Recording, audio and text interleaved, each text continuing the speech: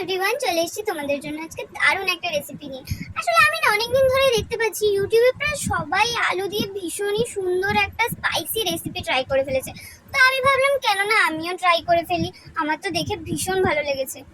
তো প্রথমেই আমি এখানে কয়েকটা আলু ভালো করে সেদ্ধ করে স্ম্যাশ করে নিয়েছি, আর তারপরে দিয়ে দিয়েছি এর মধ্যে কিছুটা নুন।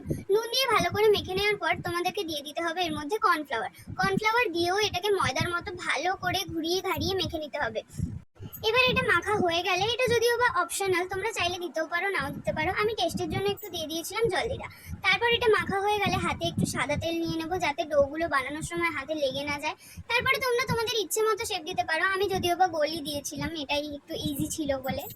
তারপর এগুলো শেপ দেওয়া হয়ে গেলে আমি থালার মধ্যে মাখিয়ে নিয়েছিলাম একটু সাদা তেল যাতে এই ডোগুলো থালায় লেগে না যায়। তারপর এক এক করে সাজিয়ে নেবো থালার মধ্যে এই ডোগুলোকে। আমি যদিও অনেক রকম শেপ দিয়েছিলাম কিন্তু গোলটাই লাস্টে বেশি ভালো লাগছিল। এবার এগুলোকে সিদ্ধ করার জন্য একটা পাত্রে গরম জল বসিয়ে একটু সাদা তেল দিয়ে নেবো।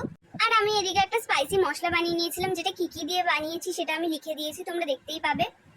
এবার এক এক করে হাতে বানানো আলুর ডোগুলোকে জলের মধ্যে দিয়ে দিলাম সেদ্ধ হয়ে যাওয়ার জন্য। এবার সেদ্ধ হলে তোমরা দেখতে পাবে ওগুলো উপরের দিকে উঠে এসেছে, তখনই বুঝে নিতে হবে যে এগুলো সেদ্ধ হয়ে গেছে।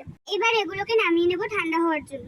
আর অন্যদিকে অন্য একটা পাত্র নিয়ে এগুলো ঠান্ডা হওয়ার পর ঢেলে তার মধ্যে দিয়ে দেবো আগের বানানো সেই স্পাইসি মশলাটা, আর তার মধ্যে দিয়ে দেবো একটু জলজিরা।